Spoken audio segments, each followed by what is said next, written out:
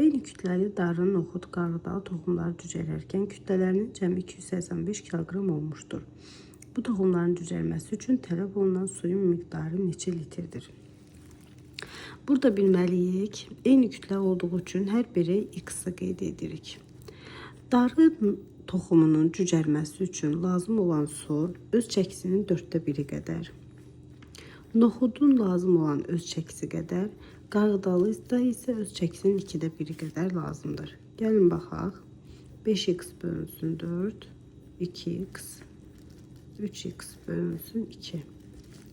Bunların hər birinin cəmi 5x üstəgəl 4, üstəgəl 2x, üstəgəl 3x bölünsün 2 bərabərdir 285. Buradan x'in qiyməti 60 olacaq. Və bizdən nə istəyir? Tələb olunan suyun miqdarı.